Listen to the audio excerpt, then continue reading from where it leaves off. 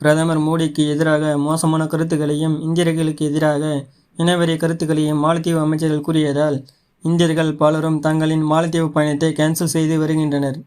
இந்திய பெருங்கடலில் அமைந்துள்ள குட்டித்தீவு நாடான மாலத்தீவு தான் இந்தியர்கள் அதிகம் விரும்பி சுற்றுலா செல்லும் நாடுகளில் ஒன்று. திருமணமான இளசுகள் ஹனிமூன் லிஸ்டில் முதலில் இருப்பது இந்த மாலத்தீவு தான். மாலத்தீவுகளை பொறுத்தவரையில் அங்கே சுற்றுலா வரும் வெளிநாட்டவர்களின் எண்ணிக்கையில் இந்தியர்கள் தான் அதிகம். சுற்றுலாத்துறையை மட்டுமே நம்பியிருக்கும் மாலத்தீவுக்கு இது ரொம்பவே முக்கியம். ஆனால் மாலத்தீவு அமைச்சர்கள் பிரதமர் மோடி குறித்து கூறிய சில கருத்துக்கள் சர்ச்சையானது. பிரதமர் மோடி கடந்த வாரம் இந்தியாவுக்கு சொந்தமான லட்சத்தீவுக்கு சென்றார். அங்கே அவர் பல்வேறு திட்டங்களை தொடங்கி வைத்தார். குறிப்பாக லட்சத்தீவில் சுற்றுலாத்துறையை மேம்படுத்தும் வகையில் அவர் பல திட்டங்களை கொண்டு வந்தார். ஆனால் மாலத்தீவுக்கு போட்டியாகவே லட்சத்தீவை கொண்டு வருவதாக மாலத்தீவைச் சேர்ந்த சிலர் பதிவிட்டனர். முதலில் மாலத்தீவுகளைச் சேர்ந்த பொதுமக்கள் இது போன்ற கருத்துக்களை கூறினர். இருப்பினும் பிறகு மாலத்தீவுகளைச் சேர்ந்த அமைச்சர்களும் இந்த விவகாரத்தில் உள்ளே வந்தனர்.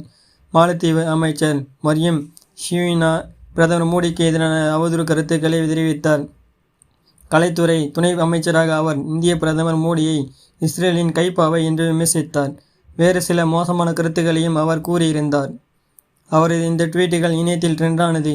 மாலத்தீவை சேர்ந்த மேலும் இரு அமைச்சர்களும் கூட பிரதமர் மோடியை அவமதிக்கும் வகையிலும் இந்தியர்களுக்கு எதிரான இனவெறி கருத்துக்களையும் கூறியிருந்தனர். பிரபல பாலிவுட் நடிகர்கள் தொடங்கி பலரும் இதை மிக கடுமையாக விமர்சித்தனர். இதையடுத்து மரியம் ஷியூனா தனது ட்வீட்டுகளை டெலீட் செய்துவிட்டார். இருப்பினும் அவரது ட்வீட்டின் ஸ்கிரீன்ஷாட்களை பகிர்ந்து பலரும் அவரை விமர்சித்தனர். இது பெரும் சர்ச்சையான நிலையில் பலரும் தங்கள் மாலத்தீவு பயணத்தை கேன்சல் செய்து வருகின்றனர். இந்த சர்ச்சையால் மாலத்தீவில் இதுவரை சுமார் 10,500 ஹோட்டல் புக்கிங் கேன்சல் ஆகியுள்ளது. அதேபோல மாலத்தீவுக்கு செல்ல புக் செய்யப்பட்டிருந்த 5,200 விமான டிக்கெட்டுகளும் கேன்சல் செய்யப்பட்டுள்ளதாக ஆங்கில ஊடகங்கள் செய்திகளை வெளியிட்டுள்ளன. இது மட்டுமின்றி பைகாட் மால்டிவ்ஸ் என்ற ஹேஷ்டேக்கும் இணையத்தில் ட்ரெண்டானது.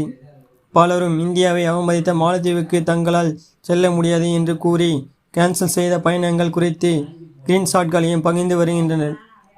இந்தியர்கள் மட்டுமின்றி வெளிநாட்டு வாழ் இந்தியர்களும் கூட தங்கள் மாலத்தீவு பயணங்களை ரத்து செய்து வருகின்றனர்.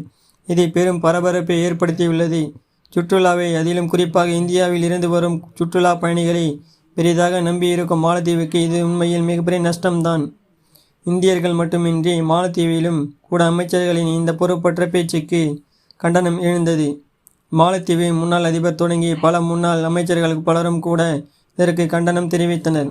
எதிர்ப்புகள் அதிகரித்த நிலையில் சர்ச்சை கருத்துக்களை கூறிய அமைச்சர்கள் மரியம் ஷியூனா, மல்ஷாத் ஷரீப் மற்றும் மகஜூம் மஜீத் ஆகியோரை சஸ்பெண்ட் செய்வதாக இப்போது அதிபராக உள்ள முகமது முர்சி அறிவித்துள்ளார்.